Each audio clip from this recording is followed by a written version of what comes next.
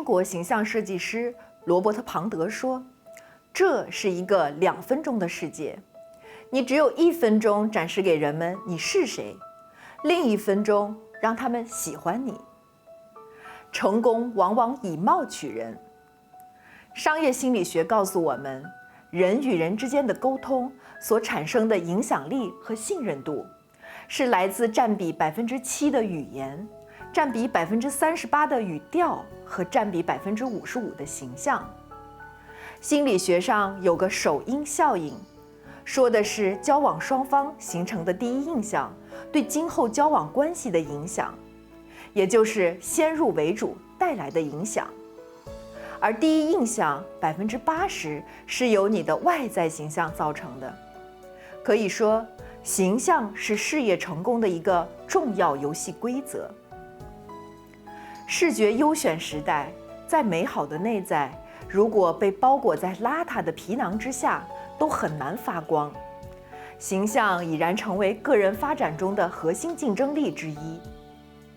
个人的形象管理体现了你的高标准自律，帮助你优雅得体地展现自己，保持你在各种场合下镇定自若的心态。成功的形象带给人们是积极的正能量、自信、尊严、力量、能力。通过你的个人形象、笑容、目光、握手，一举手一投足都会让你浑身散发着一个成功者的魅力。形象力帮助建立权威感、可信度和影响力。全世界第一个使用形象顾问的是美国的肯尼迪总统。自他之后，历届参加美国总统竞选的人都会有一个形象顾问团帮他们打造形象。国家领导人形象的塑造往往是与国家形象、政府形象紧密相连的。领导人的衣着打扮、言谈举止是国际传播中的重要部分。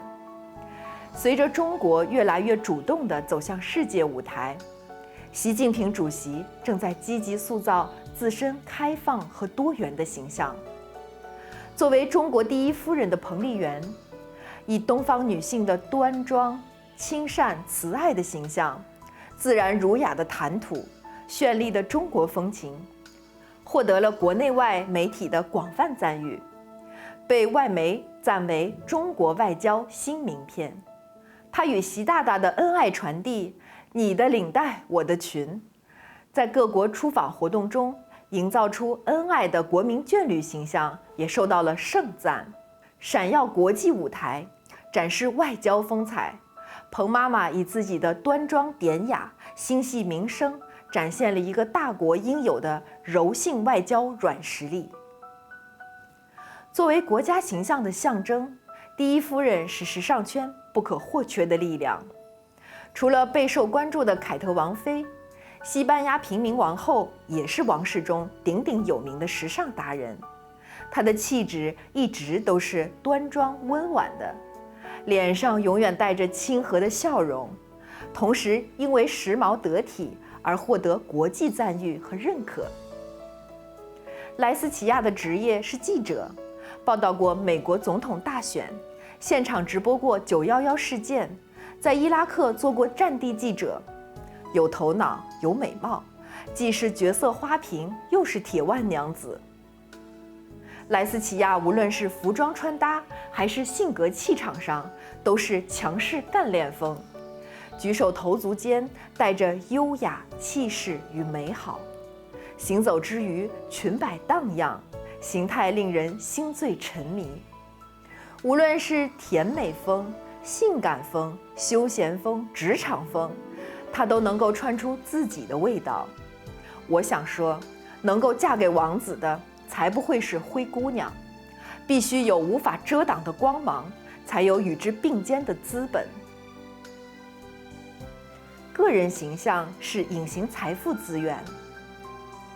美国著名形象设计师莫里曾对100家大型企业的总裁进行访问，结果显示，97%的总裁认为，展示出自己形象魅力的人会获得更多的升迁机会。你的形象资源是一种无形的智慧和财富。当今时代，财富概念已经不单单是指银行账户中的数字、房产、股票这些有形的资产，还包括个人信用、人脉、经验、形象等无形的财富。个人形象对个人财富积累及增值是有重要作用的。应该说，形象资源是可控的，可大可小，是促进无形财富升值的权重之一。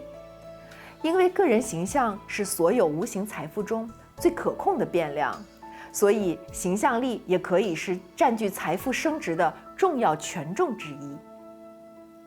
形象力就是影响力的时代，你的形象资源应该被长期塑造、长线管理和长久维护。